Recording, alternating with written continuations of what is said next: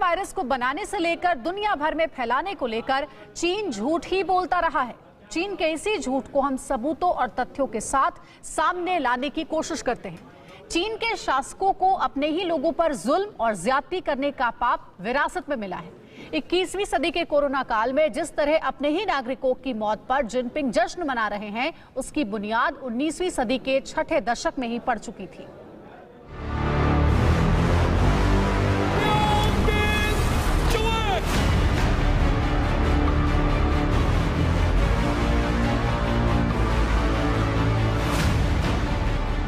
करीब 7 महीने पहले इसी तरह चीन ने दुनिया को अपनी ताकत दिखाई थी।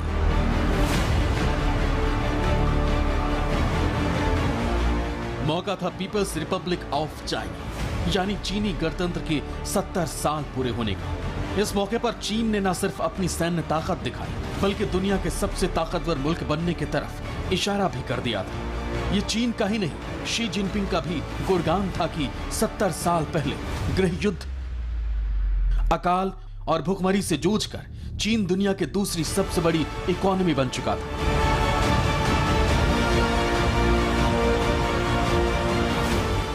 चीन ने इशारा कर दिया था कि अब उसे ग्लोबल पावर बनने से कोई नहीं रोक सकता है।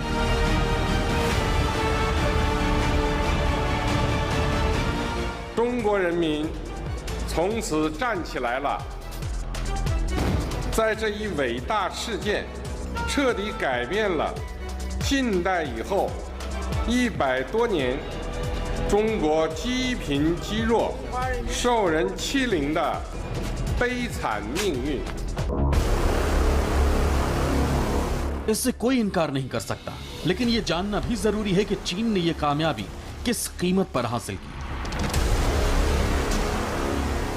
जिनपिंग 2012 में चीन के राष्ट्रपति बने और तब तक चीन काफी ताकतवर मुल्क बन चुका था और इन 8 सालों के दौरान हथियारों और पैसों के दम पर जिनपिंग ने चीन को दुनिया की पहली कतार वाले देशों में लाने के लिए पूरी ताकत झोंक दी।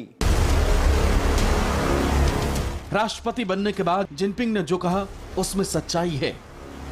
जो चीन दुनिया के हर मुद्दे पर खामोश रहता था, वो अब खुलकर कहने लगा। चीन की शर्म और झिझक खत्म हो गई। दुनिया अब चीन से पूछने भी लगी और चीन के सुनने भी लगी। जिनपिंग और मजबूत होते गए। अब बारी विरोधियों को निपटाने की थी। जिनपिंग ने यही किया। जून 2015 में झाऊ यांगकांग को करप्शन के आरोप में गिरफ्तार कर उम्र कैद की सजा सुना दी। चीन के आंतरिक सुरक्षा के प्रमुख रहे झाऊ यांगकांग चीन की राजनीति में सबसे धाकड़ माने जाने वाले लोगों में से एक थे। चीन के पूर्व राष्ट्रपति हू जिनताओ के करीबी लिंग जिहुआ को गिरफ्तार किया गया। जुलाई 2015 में करप्शन के आरोप में उन्हें भी उम्र कैद की सजा सुना दी गई। 2015 में ही चीनी फौज के सबसे बड़े अफसर जू केहू को घूस के आरोप में पकड़ा गया, जिनकी संदिग्ध हालत में मौत हो गई। चीन में ऐसा ही होता रहा है। कम्युनिज्म की कील से बनी चीन की गद्दी पर जो भी बैठता है अपने दुश्मनों को ऐसे ही निपटाता है। लेकिन जिनपिंग तो चीन के सर्वशक्तिमान नेता बन चुके थे। 11 मार्च 2018 को चीन की संसद नेशनल पीपुल्स कांग्रेस के करीब 3000 सांसदों में से 2/3 ने चीन के संविधान संशोधन के बड़े फैसले को मंजूरी दी। चीन की कम्युनिस्ट पार्टी की 19वीं मीटिंग में न सिर्फ शी जिनपिंग को अगले राष्ट्रपति कार्यकाल दिया गया, बल्कि जिनपिंग के विचारों को चीनी संविधान में जगह दी गई। चीन में पहले कोई भी शख्स अधिकतम 10 साल तक राष्ट्रपति रह सकता था। इस हिसाब से जिनपिंग का कार्यकाल 2022 में खत्म होना था, लेकिन 2018 में संविधान संशोधन के बाद इस परंपरा को खत्म कर दिया गया। यानी जिनपिंग अब जीवन भर चीन के राष्ट्रपति पद पर बनी रह सकते हैं। इसके साथ ये भी साबित हो चुका था कि चीन कोरोना फैलाए या कोई और वायरस, दुनिया को अगले कुछ दशकों तक चीन के तानाशाह और सबसे ताकतवर एक ही नेता के साथ चलना होगा।